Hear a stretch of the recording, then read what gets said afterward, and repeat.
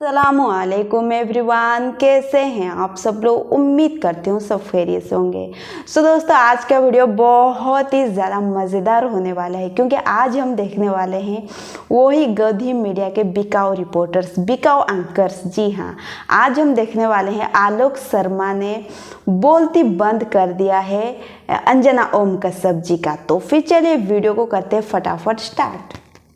दोस्तों, आगे आप बेहद शानदार डिबेट देखने वाले हैं जिसमें कांग्रेस प्रवक्ता आलोक शर्मा बहुत ही भयंकर तरह से गोदी मीडिया के एंकर अंजना ओम कश्यप और बीजेपी प्रवक्ता गौरव भाटिया की धुलाई कर रहे हैं। इलेक्ट्रोल बॉन्ड पर घिरी मोदी सरकार को आलोक शर्मा अपने तर्कों से पूरी तरह एक्सपोज कर रहे हैं। अंजना डिबेट में बार बार इलेक्ट्रोल बॉन्ड के मुद्दे से ध्यान हटाने की नाकाम कोशिश कर रही है, लेकिन आलोक शर्मा ने इस मुद्दे को ऐसा निचोड़ा जिसे देखकर आपको बहुत मजा आने वाला है। आलोक शर्मा ने पेट्रोल डीजल पर भी सरकार को शानदार तरह से घेर कर बीजेपी प्रवक्ता गौरव भाटिया की बोलती बंद की है। वीडियो के आखिर में तो आपको सबसे ज्यादा मजा आने वाला है क्योंकि वीडियो के आखिर में आलोक शर्मा ने अंजना मैडम को एक शब्द में धोया है। वीडियो का वो हिस्सा जरूर देखेगा। चलिए आपको आगे का वीडियो दिखाते हैं। ईमानदारी की सरकार, किसी में हिम्मत नहीं है कि एक आरोप लगा सके नरेंद्र मोदी जी पे। अच्छा, 370 बीजेपी 400 पार एनडीए, वो नारा दे रहे हैं। आपका क्या नारा है? और साथ ही क्या सीए के मुद्दे पर, क्या इलेक्टोरल बॉन्ड्स के मुद्दे पर आपको लगता है कि आप घेर पाएंगे एनडीए को या फिर बीजेपी को? अभी बदत है भाई, अभी बदत है। देखिए, सीए का कोई मुद्दा नहीं है, केवल मुद्दा क्रिएट किया गया है और बीजेपी शायद सीए के खिलाफ थी, इसलिए 4 साल तक उसको लटका कर रखा। जैसे ही इलेक्टोरल बॉन्ड्स का मामला सामने आया, सीए भी आ गया, इलेक्शन कमीशन ने भी सब कुछ अनाउंस करना शुरू कर दिया। किस तरह से तमाम चीजों का ध्यान भटकाया जाए और 10 साल से जो झूठ और लूट की सरकार चल रही है उसको कैसे बचाया जाए, तमाम संस्थान उस काम पर लग गए। सुप्रीम कोर्ट जिस तरह से लताड़ लगा रहा है, आज ही सुबह एसबीआई ने रिप्रेजेंट तक नहीं किया सुप्रीम कोर्ट को और सरकार के वकील केवल एसबीआई को बचाने के लिए पहुंच गए। इससे सीधा सीधा पता चलता है कि इलेक्टोरल बॉन्ड्स लाखों करोड़ का घोटाला है कि आप पैसा दो बीजेपी को और काम ले लो। आपको पूरा बताता हूं कि ये इतना बड़ा घोटाला है अंजना जी कि पूरा का पूरा चुनाव और पूरी देश की जनता आज चिंतित है। आज सीधा हो रहा है कि यही मोदी सरकार की गारंटी है कि जहां जहां तक नजर जाएगी वहां वहां तक आपको लूटपाट मिलेगी, वहां वहां तक आपको भ्रष्टाचार मिलेगा। नोटबंदी से भी बड़ा घोटाला नजर आ रहा है, पेगासस राफेल से भी बड़ा घोटाला है और पीएम केयर्स फंड का भी अगर आंकड़ा सामने आ जाए तो एक दिन भी ये सरकार नहीं चल पाएगी। 30 कंपनियां ऐसी हैं जो कल लिस्ट आई है जिसके अंदर 30 कंपनियों के ऊपर या तो ईडी या सीबीआई की रेड हुई है और उसके बाद फिर हफ्ता वसूली हुई है।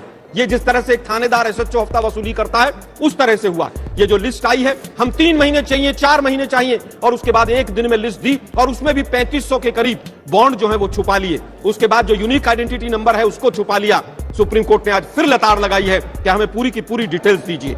आज पूरी तरह से 3 चीजें सिद्ध हो गई हैं कि ये हफ्ता वसूली सरकार है। पहले ईडी सीबीआई इनकम टैक्स के लोगों को भेजती है, फिर भाजपा के अकाउंट में पैसा आता है और फिर उसके बाद चेन बन जाती है, उसके बाद तमाम काम मिलते हैं। सरकार पूरी तरह से इसमें शामिल है। लूटपाट में, इस ऑर्गेनाइज्ड लूट में पूरी तरह से सरकार शामिल है। जो सतपाल मलिक जी ने कहा था कि पीएम को करप्शन से कोई परहेज नहीं है, ये खुलासे के बाद ये चीज सिद्ध हो जाती है। जो व्यक्ति कहता था न खाऊंगा न खाने दूंगा, आज सिद्ध हो गया कि वो सब कुछ बीजेपी को खिलाएंगे। ये जो एनडीए है, नेशनल डाकू अलायंस, इसका पूरी तरह से एक एक पर्दाफाश हो रहा है। अब मैं 2-3 एग्जांपल केवल दे देता हूं। एक फ्यूचर गेमिंग कंपनी है, 409 करोड़ रुपए ईडी जब्त करती है, उनकी प्रॉपर्टी अटैच करती है और 3 दिन 4 दिन के बाद उनका पैसा जाना शुरू हो जाता है और वो प्रॉपर्टी भी हट जाती है वहां से और पूरी तरह से उनको काम मिलना शुरू हो जाता है। एक कंपनी सीरम, इन लोगों ने तो कोरोना में भी नहीं छोड़ा। सीरम जो कंपनी थी जो वैक्सीन बना रही थी, उससे भी पैसे ले लिए और उसको पूरे इंडिविजुअल जो सिंगल राइट से उसको दे दिए। आपको याद होगा कि मोदी जी वहां सीरम गए थे और तमाम सवाल उठे थे। वो एक अलग बात है कि आज मीडिया उन चीजों को शायद याद न कर पाए, लेकिन हमने उस समय पर भी याद किया था कि हैदराबाद से कितने चार्टर्ड फ्लाइट्स वेस्ट बंगाल गए हैं। मैंने आज तक पर ही कहा था। आपको जो पैसे मिले आपको किसने किसने दिए? अंजना जी, सरकार उनकी है, जो जांच करना चाहे वो जांच करे। और तो और उन्होंने पाकिस्तान की कंपनियों को भी नहीं छोड़ा। पाकिस्तान की कंपनियों से भी जो लोग पुलवामा का हिसाब नहीं दे पाए, आज वो पूरी तरह से एक्सपोज हो गए। तमाम लोगों को पैसे लिए, काम दिया, पैसे लिए, काम दिया, पैसे लिए, काम दिया, पैसे लिए, बंदरगाह दी, पैसे लिए, खदान दी। ये पूरा एक हर तरह से ऑर्गेनाइज्ड लूट का एग्जाम्पल सामने है। ये एक पूरा सिंडिकेट है, ये पूरा एक रैकेट है कि किस तरह से सरकार जो है उसके अंदर शामिल है। और जो हम आरोप लगाते थे, चाहे वो राफेल हो, चाहे नोटबंदी हो, चाहे पेगासस हो, वो इनकी एक की जांच करा लीजिए, ये सरकार एक दिन भी नहीं चल पाएगी। पीएम केयर्स फंड में चाइना से कितना पैसा आया है, पूरी तरह से उसकी जांच होनी चाहिए। ठीक है, कहते हैं कि आपका भी कैन ऑफ वर्म्स है जिसको वो उतारने की कोशिश कर रहे हैं। हर किसी की कालीन के नीचे कतरन छिपे हुए हैं। आपके वक्त का भी यही है पूरी कहानी। आपने भी तो इसी सिस्टम से पैसा लिया ना सर, कौन कौन सी कंपनी से लिया आप भी बताइए। मैं फिर कहूंगा उनकी सरकार है, जांच कराएं। हमारे पास ईडी, सीबीआई या इनकम टैक्स है क्या कि हम किसी के ऊपर हफ्ता वसूली जो सरकार कर रही है कि हम किसी के ऊपर दबाव बनाकर हम उससे पैसे ले सकते हैं? तो तुलना ना करें आप, तुलना करना बिल्कुल गलत होगा। हम तो कह रहे हैं कि जांच कीजिए। सबसे पहले किसने विरोध किया था इस योजना का? सबसे पहले माननीय राहुल गांधी जी ने 2018 के अंदर इसका विरोध किया था। जब जब चुनाव आया है तब तब बीजेपी को चंदा मिला है, जब जब काम ठेके आए हैं तब तक हुआ है। आप देखिए किस तरह से कंपनी के बारे में थे तो आपको ज्यादा पैसा मिलता था, आप भी यही करते थे। हम तो कह रहे हैं कि 10 साल हो गए ना, आपकी सरकार है, आपकी सरकार पकौड़े चल रही है क्या? जांच क्यों नहीं करते आप? मैंने अभी भी चैलेंज किया। पेट्रोल डीजल पे मुझे जवाब नहीं मिला गौरव जी। बता दीजिए कि एक एफआईआर मोदी सरकार ने की होगा और उसमें एक व्यक्ति कन्विक्ट हो गया हो। थोड़ा सा रुक जाइए, इसी में बदलाव करेंगे, सब चीजें करेंगे। चाइना से पैसा लेंगे, पाकिस्तान से पैसा लेंगे और पूरे देश को राष्ट्रवाद का पाठ पढ़ाएंगे। ठीक है आलोक जी, जवाब दीजिए। और लगभग देखिए 52 सीटें आपने 19 में जीती थी, लेकिन 190-96 सीटें थी जिस पर आप नंबर 2 पर थे। स्ट्रैटेजी क्या है, किस तरह की ताकत आप इन सीटों पर झोंक रहे हैं ताकि आप कन्वर्ट कर सकें इसको विक्ट्री में? देखिए ऐसा है, सबसे पहले तो मैं पेट्रोल और डीजल पर बता दूं, 9.5 साल तक देश की जनता को लूटा और उसके बाद 2 रुपए कम करके आप मुझे वोट दे दीजिए, मुझे वोट दे दीजिए। पाकिस्तान की कंपनियों से पैसा लेंगे, पीएम केयर्स फंड में चाइना से पैसा लेंगे, पुलवामा की जांच नहीं कराएंगे और उसके बाद कहेंगे कि साहब मुझे पुलवामा के शहीदों के नाम पर वोट दे दीजिए। 30 कंपनियां ऐसी हैं जो 30 की 30 कंपनियां जिनके ऊपर ईडी, सीबीआई की रेड हुई और अगले हफ्ते पैसे आ गए। इसको हफ्ता वसूली सरकार, अब समझ आ रहा है कि 50-50 खोखो में एमएलए कहां से खरीदे जा रहे थे। अब समझ आ रहा है कि 18-18 घंटे ये जो नेशनल डाकू अलायंस की सरकार चल रही थी वो कहां पर डाका डाल रही थी।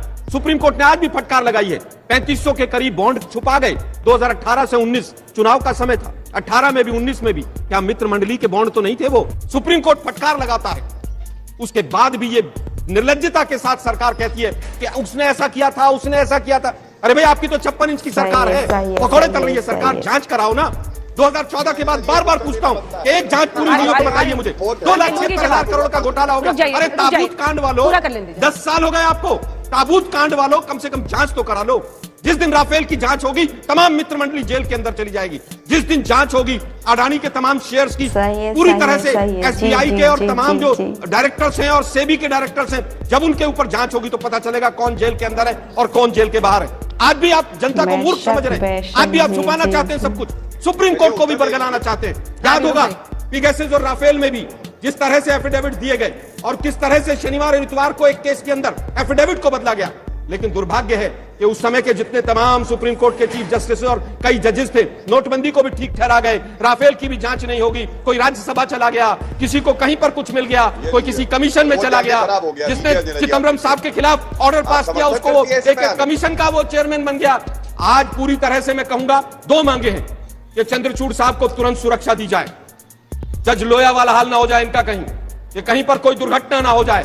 दूसरी मेरी मांग होगी कि सुप्रीम कोर्ट की निगरानी में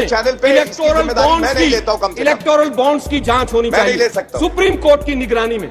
और अगर हिम्मत है बीजेपी के प्रवक्ता में तो इस मेरी मांग का समर्थन करके जाएं कि आपने अगर कुछ नहीं किया है तो कहिए कि सुप्रीम कोर्ट अपनी निगरानी में इस पूरे स्कैंडल की, इस लूट की जांच करे। अगर हिम्मत है तो कहिए। सुप्रीम कोर्ट या फिर उसके खिलाफ आपका दिया हुआ कोई भी बयान आपका निजी बयान है और जिस तरह के गंभीर आरोप आप लगा रहे हैं उसकी जिम्मेदारी आपकी है, चैनल की जिम्मेदारी नहीं लेता है। जो भी कमेंट्स आपने बोला है, लेकिन जवाब गौरव भाटिया जी आपने पता चला, पूरे देश ने देखा। गौरव जी जवाब जो कहा फैक्चुअल कहा और जो कहा मैंने अपने बल पे कहा। ठीक, बहन डर गई, बहन डर गई, बहन डर गई। तो दोस्तों जैसा कि आप लोगों ने देखा, आलोक शर्मा ने जिस तरह से मोदी जी के रियलिटी दुनिया के सामने रख रहे थे, मोदी जी के बारे में दुनिया के सामने बोल रहे थे इन गोदी मीडिया के न्यूज़ चैनल के ज़रिए, भाई अंजना ओम का सब जी तो डर ही गए, आखिर में बोल ही गए कि हमारे चैनल का कोई कसूर नहीं है, ये उनका निजी मामला है। भाई यही डर तो हम देखना चाहते हैं तुम गोदी मीडिया के बिकाऊ एंकर्स के चेहरे में, और वो दिखाई भी दिया। सो दोस्तों आज का वीडियो मुझे तो बहुत ही पसंद आया, आप सबको कैसा लगा प्लीज़ अपना राय कमेंट सेक्शन में बताना ना भूले। सो गाइज आज का वीडियो यहीं पर खत्म करते हैं। आई होप आप सबका आज का वीडियो पसंद है तो प्लीज़ एक लाइक करें, चैनल में नहीं है तो प्लीज़ सब्सक्राइब करें। फिर मिलते हैं नेक्स्ट वीडियो में, तब तक हमें दीजिए इजाज़त, खुदा हाफिज़।